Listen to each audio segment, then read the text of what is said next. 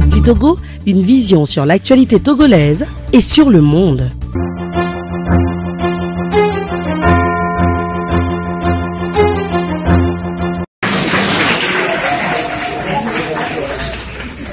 Je vous invite à être tolérant avec tous ceux qui, comme nous, se battent sincèrement et dans l'adversité pour le changement. Je vous confie surtout à éviter la compromission, la manipulation, l'appât du gain facile. Même dans la pauvreté, soyons dignes et fiers et travaillons inlassablement pour le changement de notre situation qui n'est pas une fatalité.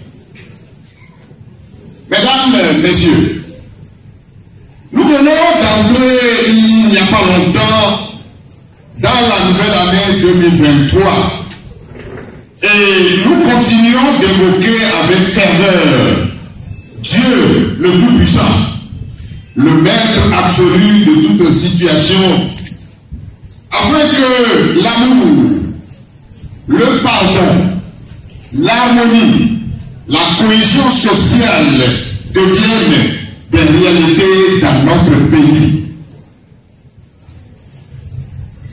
Mais nous sommes conscients aussi que pour rendre ces choses possibles, le Créateur attend de nous un changement de comportement.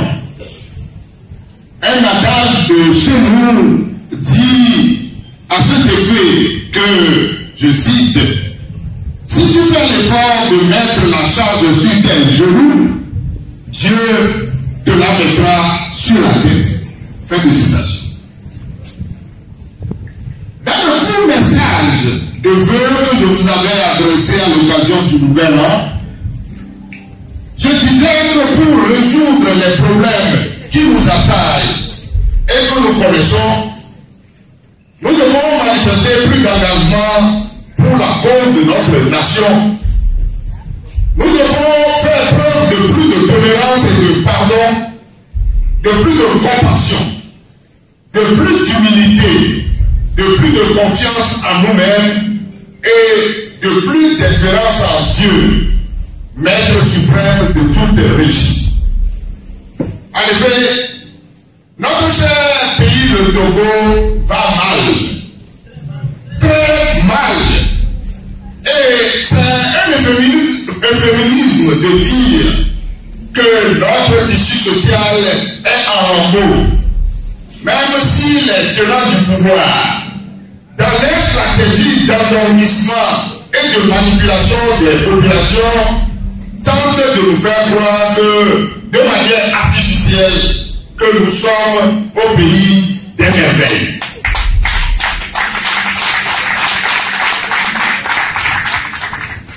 Le terrorisme et l'extrémisme violent que nous croyions passagers s'installent de plus en plus, entraînant plus de morts et de blessés au sein des forces de sécurité et de défense et au sein des populations, et ceci dans le silence, le gouvernement ayant choisi de ne plus communiquer sur ce drame national. À nos frères et sœurs en désarroi à cause de ce drame, nous apportons nos vies de compassion et souhaitons une prompte guérison aux blessés. Je vous demande à cet instant de vous lever pour observer une minute de silence en mémoire des disparus et tous ceux qui sont tombés sur le champ de l'honneur et de la démocratie.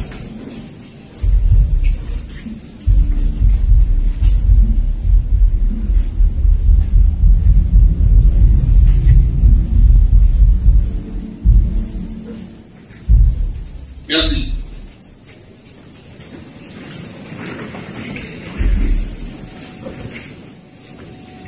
Le plus inquiétant est que l'appel du chef de l'État à une cohésion nationale pour une meilleure riposte contre ce fléau est devenu, comme d'habitude pour les tenants du pouvoir, un un slogan sans lendemain. Dans la déclaration liminaire de la conférence de presse qu'il a adressée le 10 août 2022, le parti FDR avait précisé que la cohésion sociale est la résultante d'une série de comportements suscités par une forte volonté politique des gouvernants, entraînant une forte adhésion des gouvernés pour promouvoir un réel vivre ensemble, facteur de progrès et de développement. Et pour créer les conditions de cette cohésion sociale, le parti avait proposé aux gouvernants de prendre des dispositions courageuses pour la décrispation du climat politique de notre pays et de s'attaquer à toutes les autres sources de frustration politique et sociale. Pour ce qui concerne la décrispation du climat social et politique, le parti avait demandé au chef de l'État de faire prendre une loi d'amnistie pour permettre à tous les prisonniers arrêtés et détenus pour des faits politiques ou d'opinion d'être libérés et à tous les exilés de rentrer au bercail.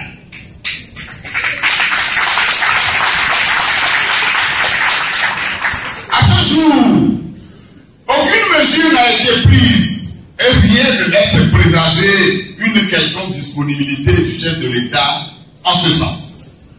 Et pourtant, des informations abondamment relayées par les médias nous ont appris que les autorités de notre pays, le Togo, et plus particulièrement le chef de l'État, se sont fortement investis pour la libération des 49 soldats ivoiriens détenus au Mali. Nous les félicitons pour cette initiative qui est de nature à ramener la paix entre la Côte d'Ivoire et le Mali. Mais au même moment, nous nous demandons pourquoi les préoccupations de pardon et de paix qui leur sont si chères et qui les ont motivés à voler au secours des 49 Ivoiriens en difficulté au Mali ne peuvent pas les inciter à tendre la main à tous leurs compatriotes privés de liberté ou en exil pour des raisons politiques.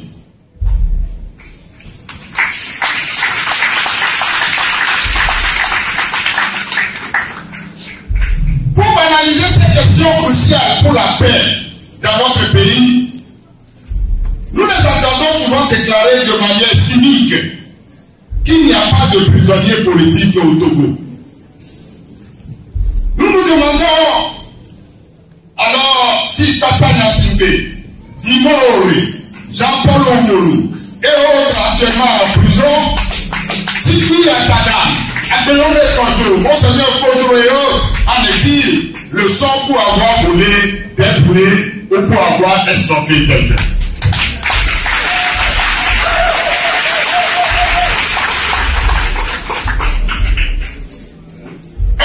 Je vous dis qu'il faut d'abord balayer sa propre maison avant d'aller balayer celle des autres.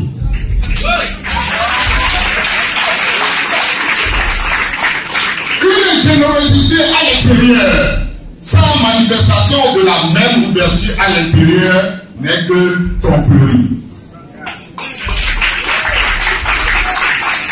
C'est pourquoi notre parti FDR demande encore une fois au chef de l'État de calmer le jeu politique dans notre pays en faisant libérer tous les prisonniers politiques et d'opinion et en permettant à tous les exilés, parmi lesquels nous mettons un accent particulier sur le cas de Monseigneur Kodro, qui est actuellement très fatigué, de revenir au bercail pour participer à l'œuvre immense de développement de notre cher patrie. Chers compatriotes, cette année 2023 est une année électorale. Et vous vous demandez tous si les élections en perspective vont se dérouler dans les mêmes conditions que les précédentes, avec comme conséquence l'aggravation des frustrations déjà existantes ou si elles vont connaître un sort meilleur. Et c'est justement pour permettre aux élections de cette année d'être différentes des autres que notre parti avait également proposé mesures d'apaisement en vue de la cohésion nationale, la révision profonde du cadre électoral.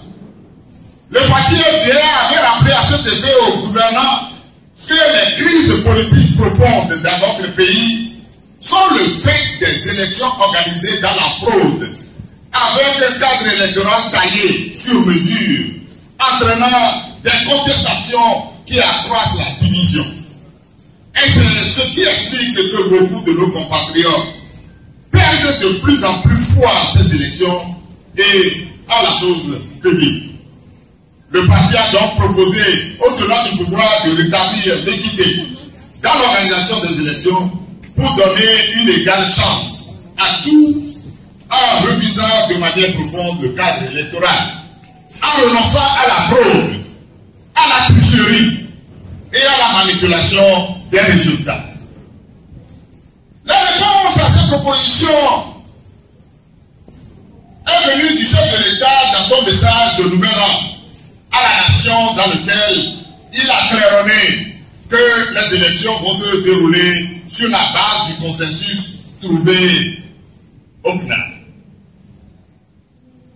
Or, dans un communiqué en date du 15 mars 2022, le parti FDR avait fustigé la manière dont les maigres résultats obtenus au sein de ce fameux NAB avaient été édulcorés par l'Assemblée nationale. Et c'est parce que notre parti a eu le courage de dénoncer cette anarque que, contrairement à ce qui a été décidé à la CNAP, il a été sanctionné et privé d'avoir une place au sein de la CENI. Comme si une place au sein de cette institution est une aumône qui oblige le parti qui en bénéficie de fermer les yeux sur les dérives observées. Comme on le voit, le consensus dont il est fait état n'existait pas et les élections en préparation vont se dérouler aux conditions du parti au pouvoir si rien n'est fait jusque-là pour redresser le tir. Et c'est aussi pour rétablir les conditions d'un vrai climat démocratique que le parti FDR avait, dans cette proposition, demandé au tenant du pouvoir de rétablir dans sa forme originelle la voix sur les manifestations publiques qui a été trafiquée récemment par l'Assemblée nationale. Ils ont fait la sourde oreille puisque leur objectif pour la conservation du pouvoir est d'anéantir toute velléité de contestation dans le pays pour donner l'impression à l'extérieur d'un climat apaisé au Togo. Mais une paix imposée par une loi liberticide, par la peur et des intimidations est une paix de façade. Une paix précaire, car aucune dictature, aussi féroce soit-elle, n'a jamais réussi à réduire définitivement au silence un peuple.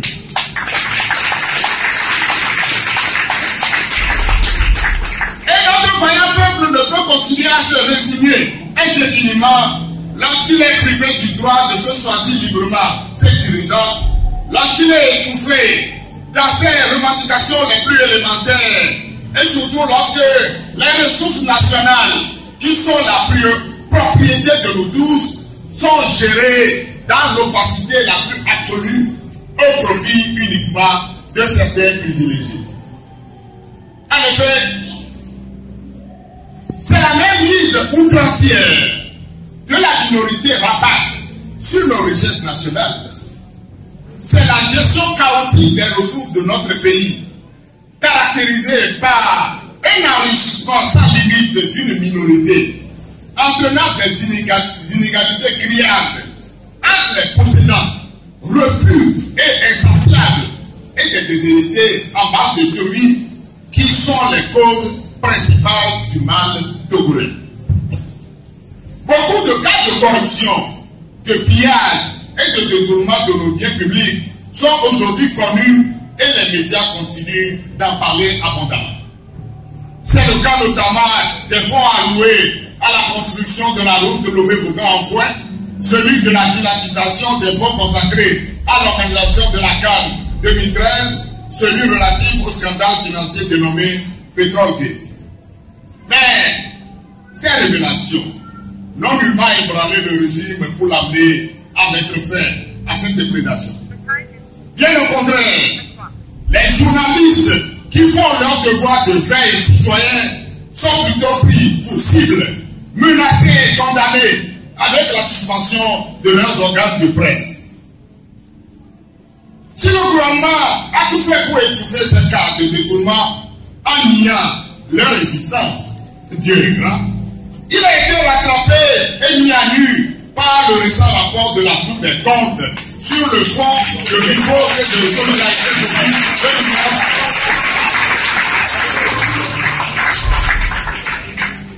Ce rapport a en effet révélé sans aucune ambiguïté de nombreux cas de malversation financière, de fraude avérée et de graves entorses aux règles élémentaires de la gestion publique. Mais au lieu de saisir l'opportunité de ce rapport comme un signe des temps et faire amende honorable en reconnaissant pour une fois les manquements mis à jour par le rapport, ou au moins se taire, les tenants du pouvoir, comme à leur habitude, se félicitent de manière scandaleuse du contenu du dit rapport. Ils ont même eu l'outrecuidance d'organiser avec ceux qui se disent être les élites du peuple et qui doivent défendre son intérêt une séance extraordinaire à l'Assemblée nationale pour justifier l'injustifiable.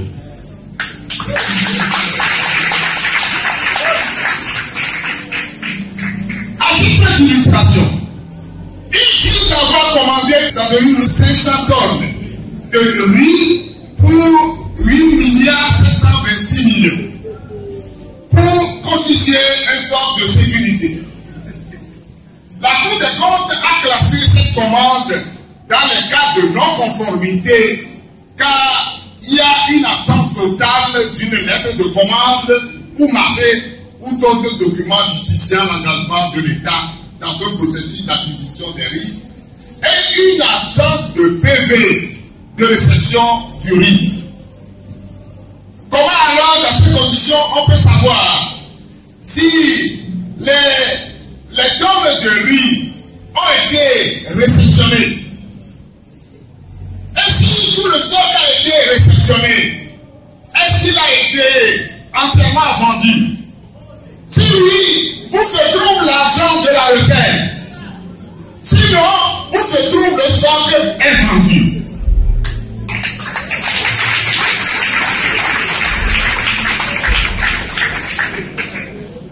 L'attitude de nos gouvernements confirme encore une fois que dans notre pays, les détournements de fonds publics, la corruption, l'impunité sont devenus une gangrène contre laquelle ils ne veulent pas de remède.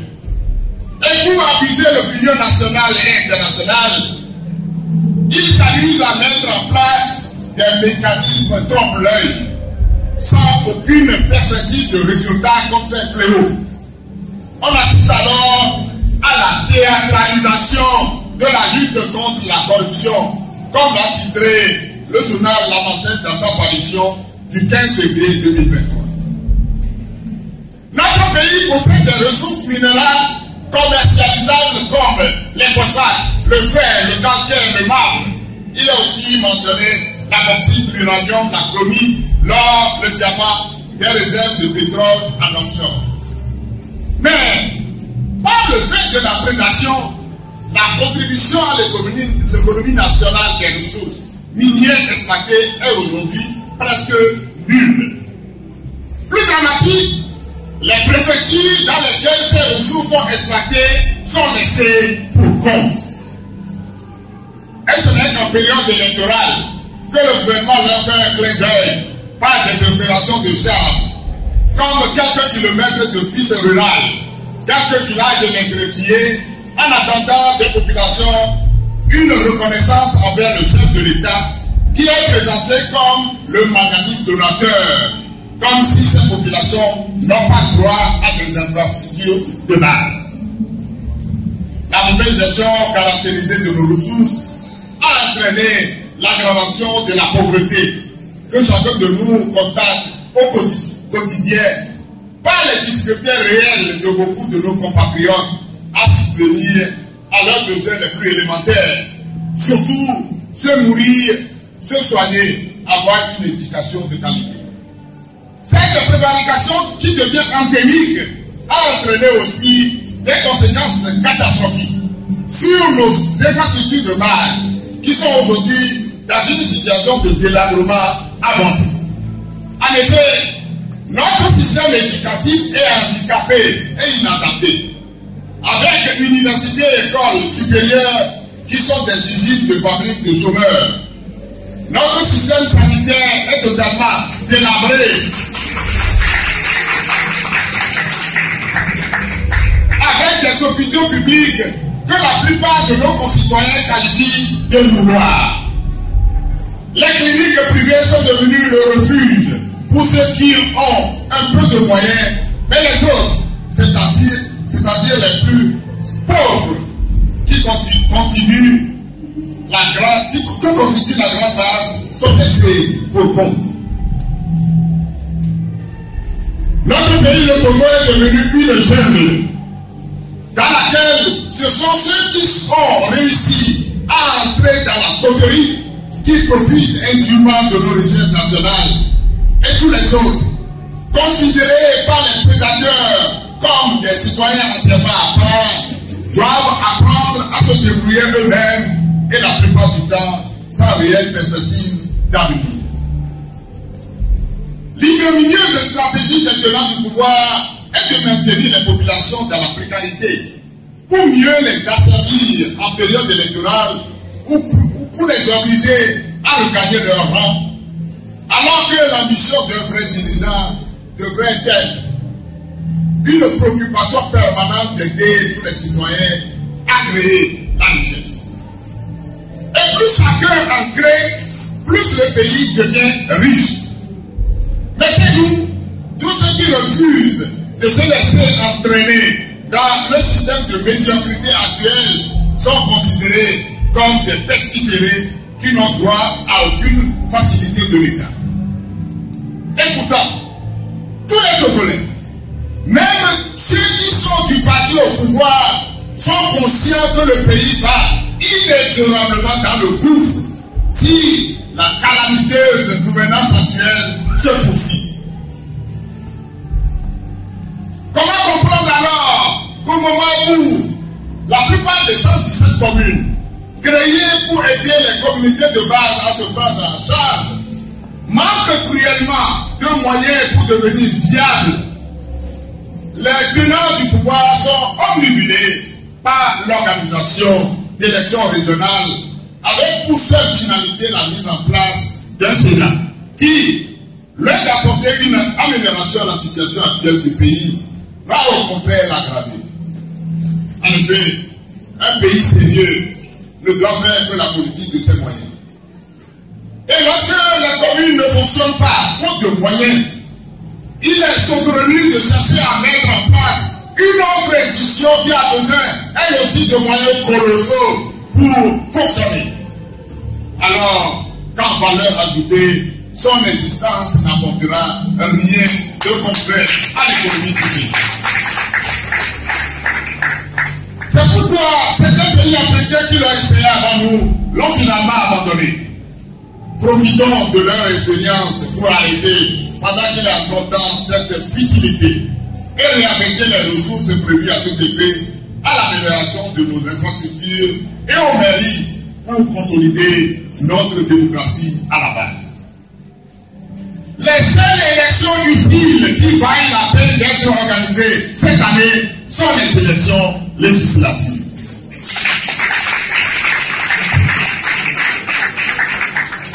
En réalité, le grand pas pour le Sénat ne vise nullement une amélioration des conditions de vie de nos concitoyens qui tirent le diable par la queue, mais uniquement à des décès de conservation du pouvoir par le système en place depuis des décennies. En effet, depuis l'assassinat crapuleux du président Sylvanus Olympio, homme de vision, pétri d'un patriotisme patriotisme est dû. Assassinat perpétré avec l'ignoble soutien du colon français, qui est devenu depuis lors le complice du système autocratique qui nous écrase. Notre pays a perdu son âme et est en errance. En dehors des profiteurs invétérés, agglutinés uniquement pour des raisons d'intérêt autour du régime en place qui a verrouillé toutes les institutions et se maintient au pouvoir par la terreur, l'intimidation, la corruption et la tricherie, la grande majorité des Togolais en ont marre. Ils sont vraiment fatigués du long règne familial de plus de 56 ans. Ils sont indignés et révoltés par le pillage sans limite des ressources du pays, par des gens sans pitié qui prétendent cyniquement être leurs bienfaiteurs. Ils expriment de plus en plus leur ras-le-bol à l'égard des relations de connivence et de complicité des réseaux mafieux de la métropole avec nos dirigeants qui sont installés et maintenus au pouvoir contre vents et marées pour leurs intérêts et contre la volonté des populations. Il est temps de demander à nos dirigeants et à leurs supports extérieurs de lever leurs genoux de nos coups pour nous laisser respirer, car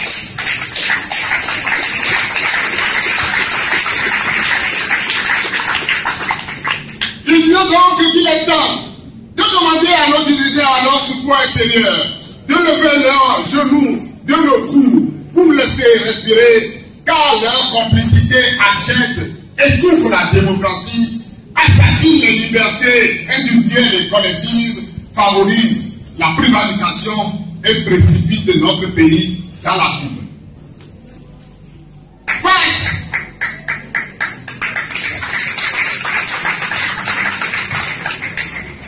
Face à ce drame de gouvernance chaotique qui hypothèque dangereusement notre avenir, je lance un vibrant cri de détresse pour que nous sortions de nos torpeurs, de nos lâchetés, de nos résignations, pour que nous cessions de ruminer dans le silence nos désarrois. Cessions de nous réfugier dans nos zones de confort ou de choisir carrément le cas des oppresseurs. Que tu sois magistrat, avocat, huissier, notaire, enseignant, médecin, architecte, chef d'entreprise, commerçant, militaire, gendarme, policier, douanier, agriculteur, artisan, évêque, prêtre, journaliste, étudiant, élève, apprenti, prends conscience du désastre dans lequel notre pays est plongé.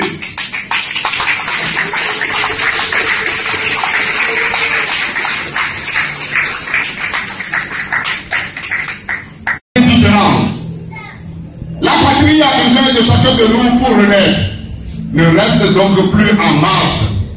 Lève-toi et fais ta part.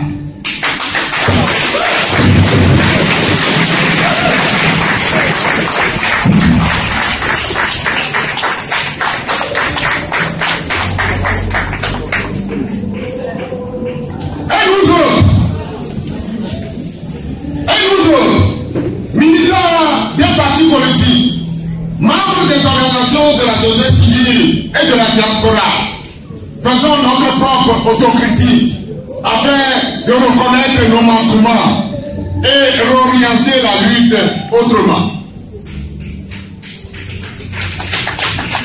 Nous ne pouvons pas en effet vouloir le changement et continuer à faire les choses de la même manière.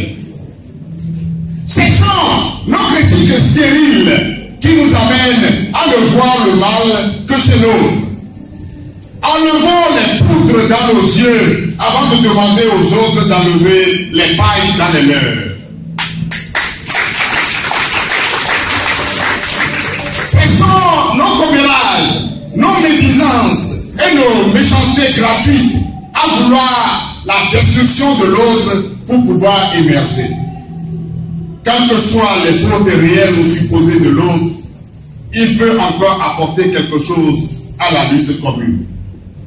Apprenons à nous accepter, à supporter nos différences, à tolérer les opinions contraires des autres. Pardonnons-nous nos offenses pour pouvoir recréer l'espoir du changement, car le Créateur lui-même nous pardonne nos propres fautes tous les jours.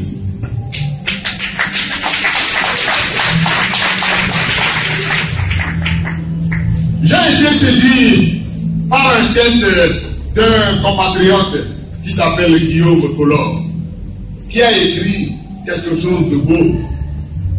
Il disait à ce propos, je le cite, « Ceci ne peut être possible que quand chacun de nous prend position de cesser de se mentir et de mentir aux autres, de se blesser en blessant les autres, et d'être superficiel dans tout ce que nous entreprenons, au lieu de chercher à mieux comprendre et connaître les êtres et les choses qui nous environnent.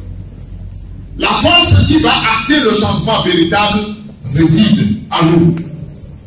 Il nous faut la collectivisation de cette force multidimensionnelle pour favoriser la libération de soi, des autres et du pays. C'est en cela qu'il faut cesser d'accuser les autres et le peuple qui ne se mobilise pas encore. Ce peuple, c'est notre miroir, c'est nous-mêmes.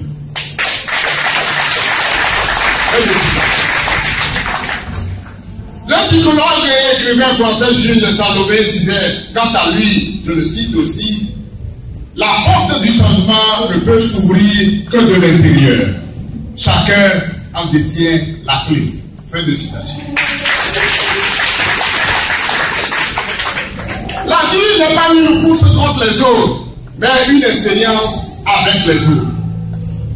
Tournons donc la page et repensons la lutte émancipatrice du Togo, car si chacun continue à s'accouder sur sa position et veut absolument avoir raison, nos difficultés actuelles resteront sans solution.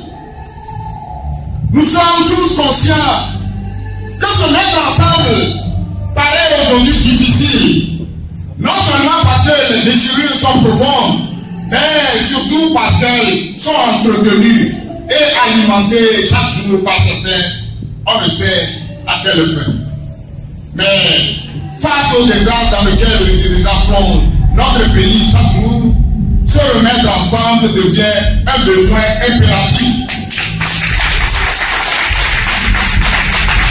auquel tout vrai acteur du changement ne peut se soustraire. Le rêve d'un Togo débarrassé des oppresseurs, d'un Togo réconcilié avec lui-même, d'un Togo prospère, d'un Togo hors de l'humanité est encore possible et atteignable. Au-delà d'un parti politique, tous les citoyens doivent fédérer leur énergie pour sauver le Togo du naufrage.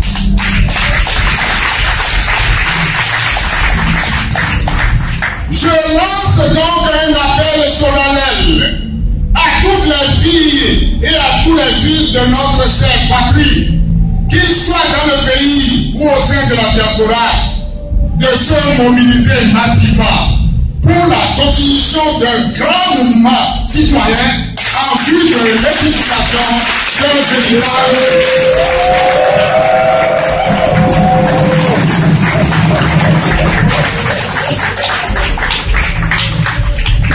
Je le répète en souhait, je lance donc un appel solennel à toutes les filles et à tous les fils de notre chère patrie, qu'ils soient dans le pays ou au sein de la diaspora, de se mobiliser massivement pour la constitution d'un grand mouvement citoyen en vue de l'édification d'une véritable nation à l'horizon 2025.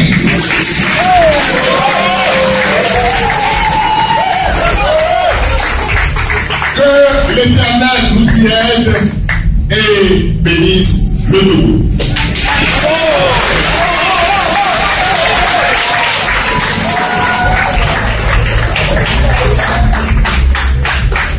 Nous restons debout.